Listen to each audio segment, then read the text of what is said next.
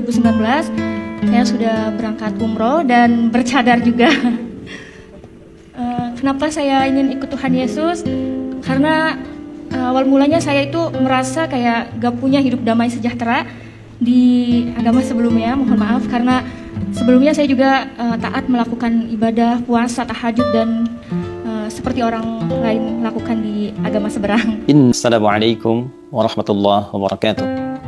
Alhamdulillahi rabbil alamin. Wassalatu wassalamu ala rasulillahil karimil amin. Sayyidina Muhammadin wa ala alihi wa sahbihi ajma'in wa ba'd. Saudara-saudariku, di era Nabi Muhammad SAW menyampaikan risalah Islam, terdapat beragam respon yang lahir dari aneka kelompok masyarakat pada saat itu. Ada di antara mereka yang beriman, menerima kebenaran risalah Islam, lantas memeluk dinul haq ini, dan mengerti tentang kedalamannya, rasionalitasnya, sehingga mampu mengamalkan nilai-nilai yang dibawa oleh Islam serta bimbingannya secara benar, terukur, dan meraih keberkahannya. Pun demikian, ada di antara mereka yang meragukan risalah yang dibawa oleh Nabi Muhammad SAW, sehingga masih menimbang antara mengikuti atau mengabaikannya. Di sisi lain, terdapat kelompok yang sama sekali tidak merespon ajaran Nabi atau dakwah yang Nabi sampaikan dengan kesan yang positif. Mereka cepat mengabaikan dan meninggalkan dakwah Nabi, bahkan juga disertai dengan tuduhan atau bahkan juga tantangan-tantangan yang melahirkan pergolakan-pergolakan tertentu sampai ke level yang bersifat menyakiti, baik verbal ataupun fisikal.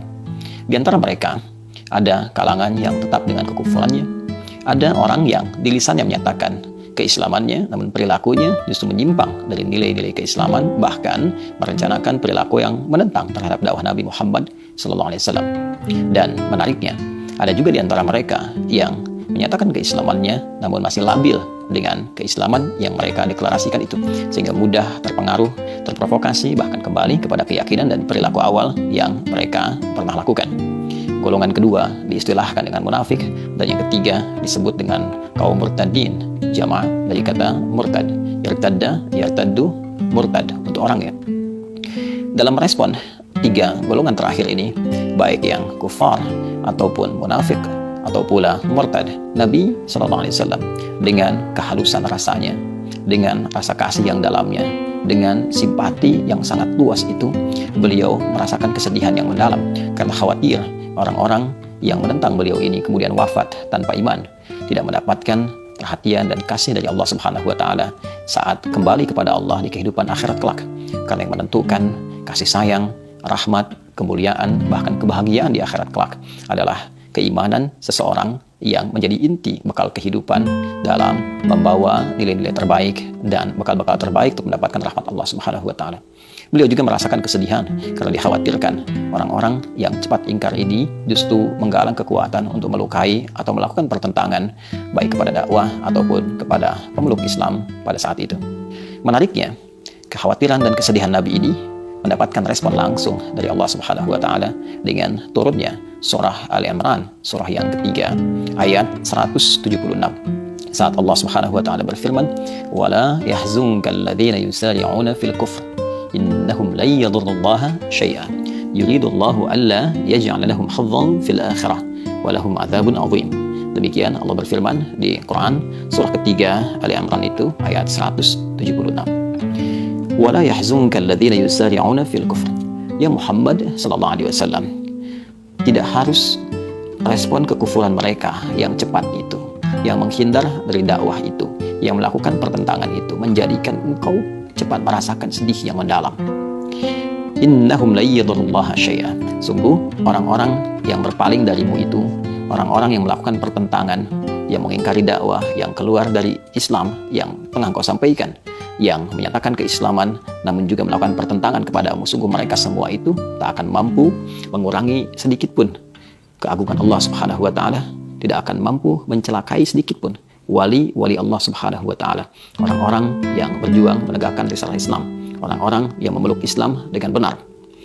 Yuridullahu alla yaj'ala lahum hazzan fil akhirah. Justru perilaku mereka itu menjadikan hukum berlaku untuk mereka, yaitu hapus, gugur semua amalan-amalan yang pernah mereka lakukan, sehingga tidak mendapat peluang sedikit pun meraih balasan terbaik, ataupun pahala di sisi Allah Subhanahu wa taala saat kembali ke akhirat. Walahum adzabun azim, dan disiapkan balasan yang setimpal untuk mereka berupa hukuman yang sangat berat. Saudara-saudariku, ayat ini memberikan kesan kepada kita bahwa dinamika respon dalam dakwah itu begitu beragam. Dinamika dalam menghadapi tantangan zaman itu begitu beragam. Tidak semua apa yang disampaikan dari nilai kebenaran, kebaikan mendapatkan respon yang serupa.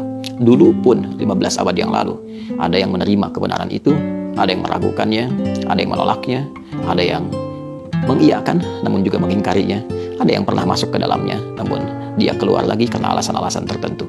Sifat kufar, nifaq ataupun murtad telah ada jauh 15 abad yang lalu. Namun Allah Subhanahu wa taala menegaskan lewat firman-Nya dalam Al-Qur'an bahwa semua ini tidak merugikan Allah sedikit pun. Sikap-sikap ini tidak akan mengurangi keagungan Islam sedikit pun. Sikap-sikap ini tidak akan memberikan pengaruh kepada orang-orang Islam yang memegang teguh ajarannya, yang berusaha menampilkan ajaran-ajaran Islam sesuai dengan kemampuan dan kesungguhannya. Itu saya nggak lama, bulan 6 tanggal 24 saya sudah dibaptis, puji Tuhan. Setelah mengenal Tuhan Yesus, saya merasa kayak lebih damai, sejahtera. Apapun masalah yang saya hadapi, biasanya saya itu emosian, temperamen. Puji Tuhan sekarang saya bisa lebih sabar, lebih menerima kenyataan. Karena itu kita memohon kepada Allah Subhanahu wa taala, yang pertama diberikan kekuatan untuk bisa mengamalkan dan meyakini ajaran Islam sampai kita wafat kembali kepada Allah Subhanahu wa taala. Wala tamutunna illa wa antum muslimun. Pun demikian, kita pun memohon kepada Allah Subhanahu wa taala agar diberi kekuatan untuk tidak terpengaruh oleh godaan-godaan lingkungan apapun bentuknya yang bisa menukar keimanan kita dengan materi-materi dunia semata, dengan angan-angan fatamorgana dunia semata. Pun kita pun menegaskan, Islam tidak pernah dirugikan dengan kemurtadan seseorang. Islam tidak pernah menjadi kecil dengan pengingkaran seseorang.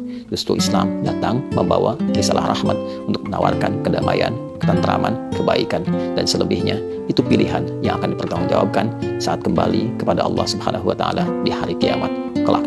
Dalam kehidupan bermasyarakat, berbangsa, bernegara, kita tetap saling menghormati, kita tetap saling bertoleransi dalam kebaikan, bersama-sama bekerja, bersama-sama berta'awun untuk membangun, memakmurkan bangsa, negeri tercinta. Namun persoalan keimanan, persoalan keagamaan yang telah menjadi pilihan, semuanya akan dipertanggungjawabkan secara pribadi saat kembali kepada Allah Subhanahu wa taala. Itu kita tetap dijaga, mendapatkan hayatan thayyibah, hidup yang terbaik, dan husnul khatimah, wafat dalam keadaan yang mulia. Subhanakallahumma wa bihamdika, nasyhadu an la ilaha illa anta, nastaghfiruka wa natubu ilaik. Assalamualaikum warahmatullahi wabarakatuh.